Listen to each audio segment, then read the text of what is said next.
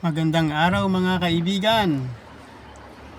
Magsisimula na ulit tayo ng panibagong araw. Araw ng Biyernes. Yan, ang bilis lang ng oras at panahon. Matatapos na naman ang isang linggo. Balik trabaho na ulit tayo. Ayan. Papasok na ulit tayo.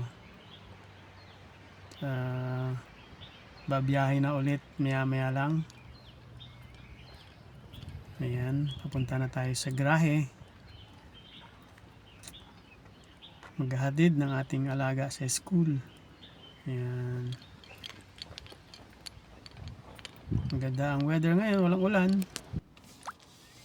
Ayan, biyahe na ulit tayo.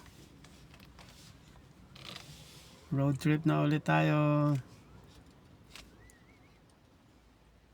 Maliwalas ang panahon ngayon.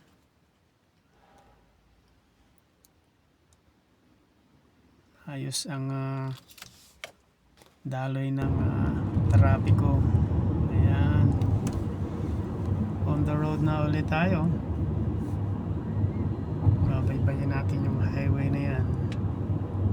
Pupunta tayo ng Go Park sa Saikong area.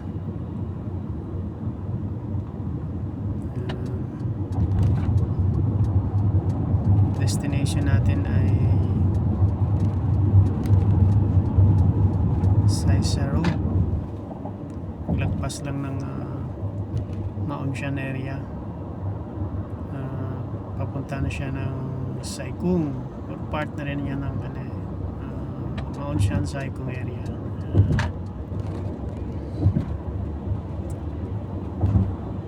Maganda ang daloy ng trapiko. Maluwag ang ating kalye. Flyover yan. Ayan.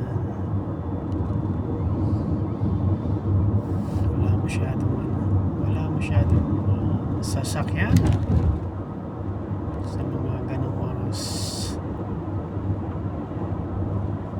7:30. Maluwag-luwag yan.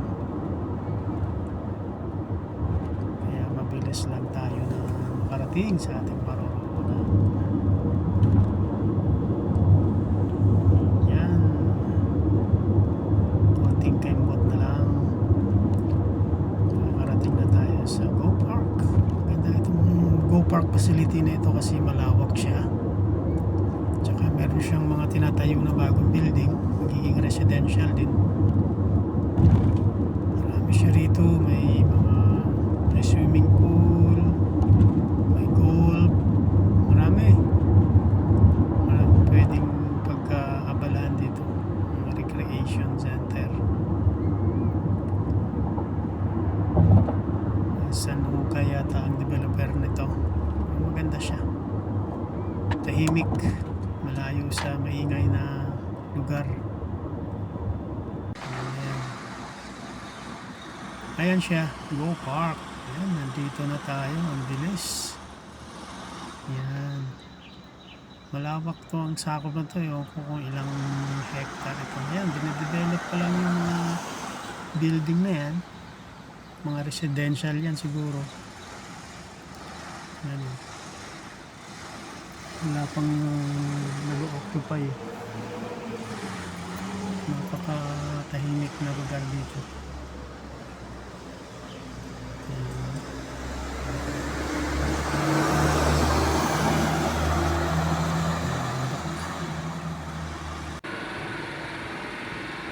Sa bundok. Napaikutan ito ng bundok. Ayan. Dito na tayo. Maliwalas ang panahon. Ito car park ito eh. Indoor car park. Ayan. Hindi na ako pumasok kasi may bayad.